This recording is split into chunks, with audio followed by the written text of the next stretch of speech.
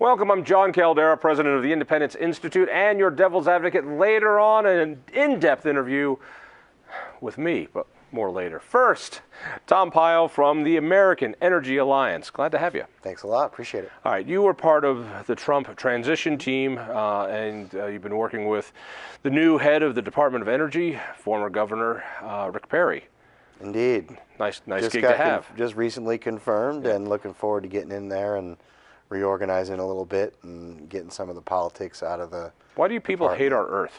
What's your problem? I love the Earth. The Earth is fantastic. We also got to Stop pillaging it. You're just pillaging it all.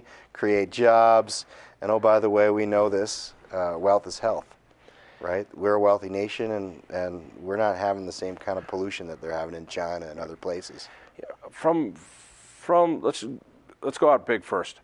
The United States is, when I was a kid, the idea was the United States didn't have much. We had coal, that was good. But if you wanted oil, you wanted gas, it was other places. Now, because of technological changes, we're the Saudi Arabia of oil and gas. Am I understating that? Not at all. The richest energy nation in the world. We've always had the resources. What we didn't have was the right price or the right technology. And that always, over time, proves out that, you develop these resources more responsibly and more efficiently.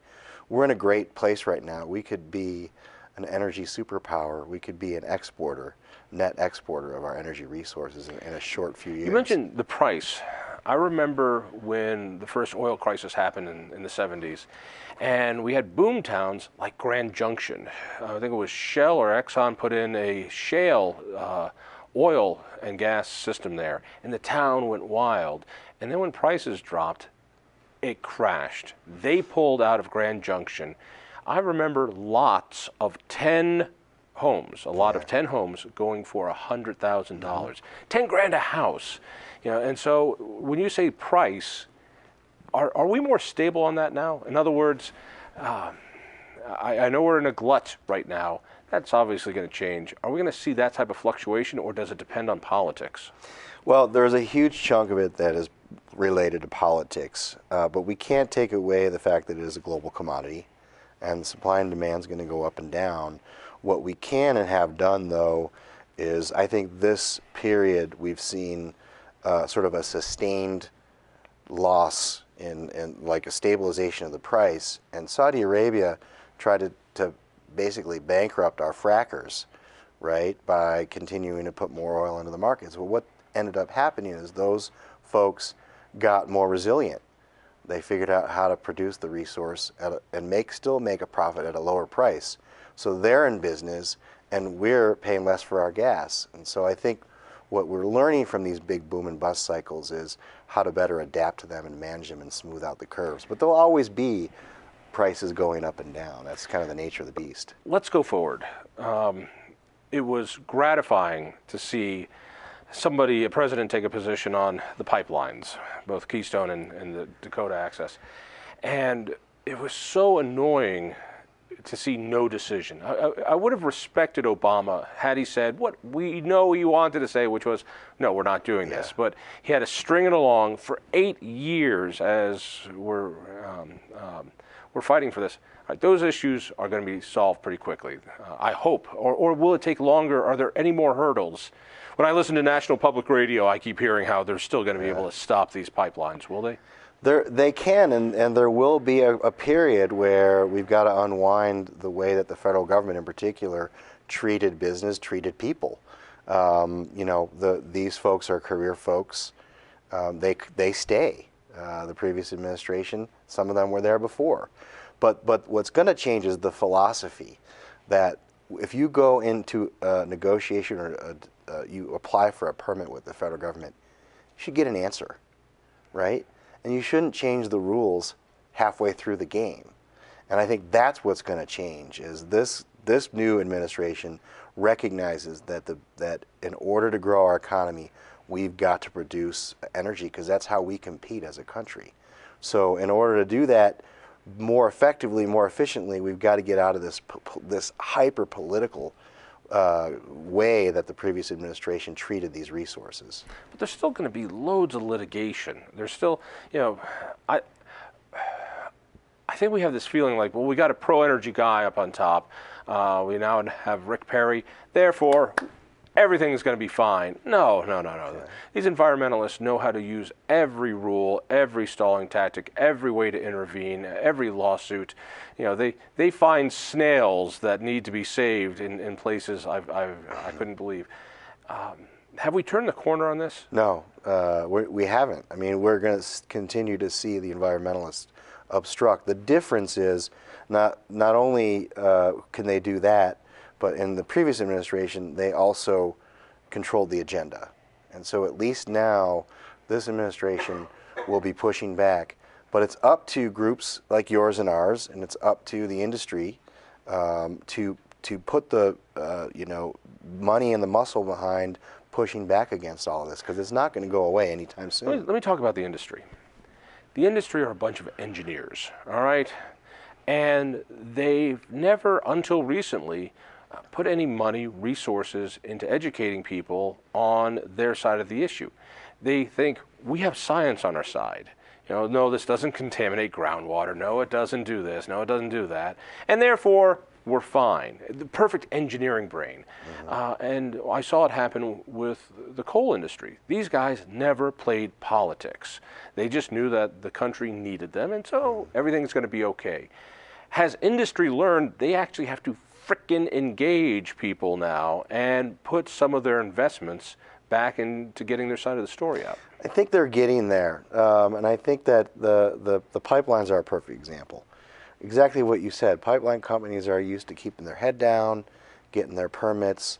This is the safest way to transport these resources, bar none, right? And so they didn't really feel like they had to engage in all of this. Like you're sending this stuff by trucks or trains, have spills, and no, this is the safest way to move the product. This is the most environmentally sound way to move the product. And their attitude was, this just makes sense. Yeah. So why do we need to get involved? But what the other side is hawking is emotion and rhetoric and mostly lies. And so what you cannot fight you can't fight groups who exist to put you out of business without, like you said, engaging and educating and reaching out to folks and communicating what the value of your products are for society. It's not just putting your gasoline in the tank and getting in the car and going. These resources provide the products that we use every single day, all day long in our lives, and we don't think about that kind of stuff. So that's where they need to go. They need to talk about the value that their products provide for society. Well, and also the cleanliness of it. It is crazy to me to think that here we are digging out coal that we're not allowed to use. So the coal in America goes onto diesel trains and go across country and then put into a diesel ship to go across the ocean, to go into another diesel train, to go into China and get burned by a really terribly polluting, inefficient power plant, and somehow we're better off for this. You know, like Mother Earth really thinks that's a better deal. Yeah, and then the environmental groups fly to conferences across the country in jet airplanes, and it's all hypocrisy. The fact is we need these resources. 80% of the energy that we use comes from three sources: coal, oil, and natural gas.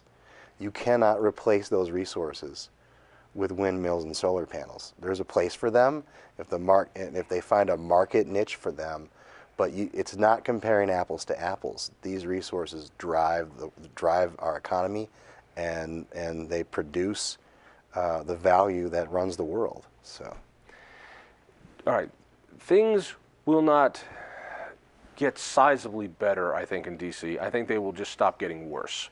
I think, now let's talk about the EPA, for example. The EPA was told on the transition, no, you can't use your Twitter accounts to propagandize. And we had journalists screaming, no, this is a violation of the First Amendment. Same thing happening in the Department of Energy? A little bit, yeah, and a lot of leaks, and a lot of folks that are like upset or haven't come to terms with the results of the election. But it's not significantly different from other transitions. I think it's just more amplified today because we have a seriously polarizing figure who beat a seriously polarizing figure. And also we have more communication tools than we've had in previous administrations. So these things happen in a transition, perfectly normal. I mean, the day that Donald Trump was sworn in, I got a call from the New York Times. He took all the climate change references out of the White House website. What does that mean?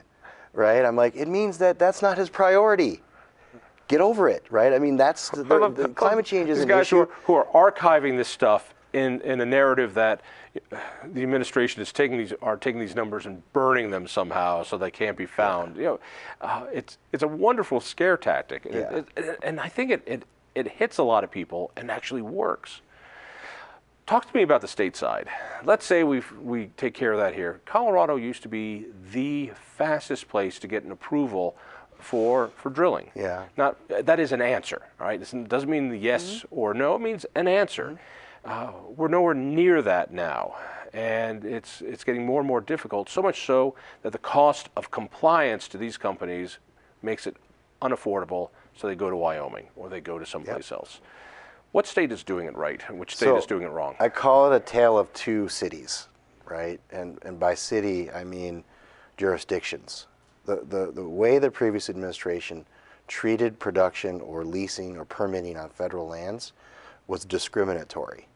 Basically, they have the production on these lands are negative. They've decreased year over year over year, while the vast increases in production have occurred in Texas, in North Dakota, right? In places where they have the resource on private or state lands, and they have regulatory agencies that know what they're doing, and like you said, get an answer, right? That's the key. And who's doing it? Who's doing it poorly? Anywhere, any state that has, I mean, in my view, the worst is the federal government. Any state that has a lot of federal lands haven't been able to participate in this energy renaissance like states that don't. So. All right, people want to get more information about your organization. Where do they go?